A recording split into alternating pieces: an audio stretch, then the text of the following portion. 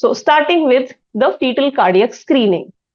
The primary goal of fetal cardiac screening is to maximize the detection of three things. The first is a structural anomaly, cardiac structural anomaly, then functional anomaly, and rhythm abnormalities. So we are evaluating the entire heart in three perspectives: chamber by chamber, slice by slice, in a form of cine loop, to look for underlying structural abnormalities, functional abnormalities, and rhythm abnormalities. Cardiac screening now should be a part of routine prenatal care, which is your anomaly scan. So this screening that we are discussing today is a part of level 2 only. Okay.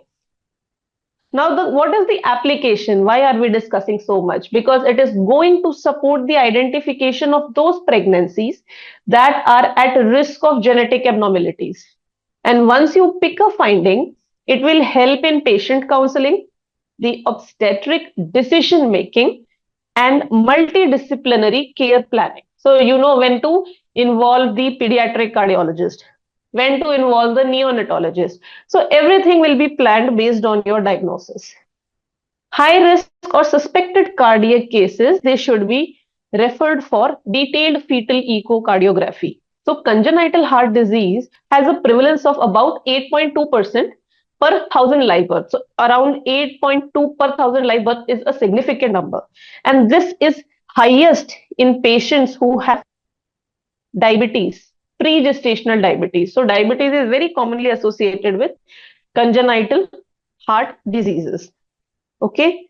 It's one of the major cause of infant morbidity and mortality. So once prenatal diagnosis is made, it is going to improve the birth outcome, enhance the planning for early intervention, especially if there is a critical lesion.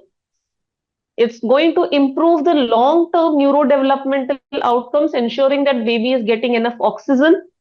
And you will also eventually prepare the families who require specialized neonatal care. So they know their limitations. If they need to go to a higher center, that everything can be planned. There are few challenges in the CHD detection. Only 50% of the cardiac abnormalities are detected prenatally. There is a wide geographic and diagnostic variability because of first, the experience of whosoever is doing the scan.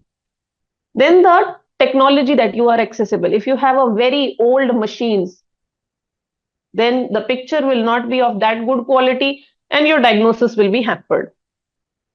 The more common problems are the maternal body habitus and any abdominal scars. They cause poor acoustic window.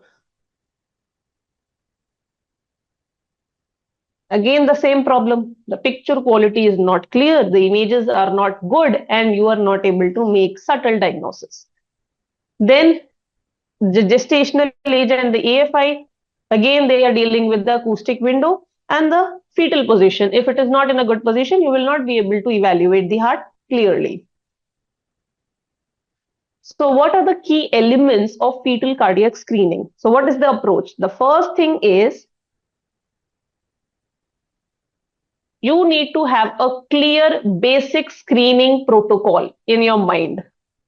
What happens most of the time when you do a scan and you find a gross abnormality, you start running behind that abnormality.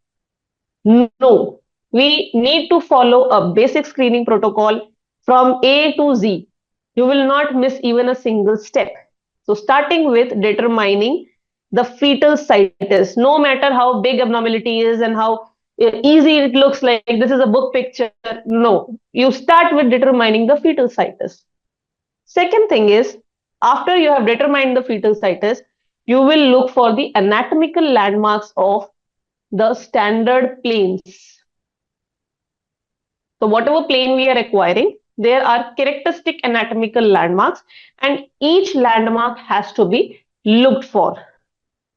Third thing is, beyond the anatomical landmarks, you need to know what to assess in each of these planes. And fourth and most important is recognize the red flags. So these red flags will tell you potential congenital heart disease. They are the markers. So this is the basis. Start with determining your situs, then acquire your standard planes, look what to assess in each plane, identify the anatomical landmarks, and look for red flags. Okay, we have just started, don't worry, we can come along. So these are the steps of fetal cardiac screening.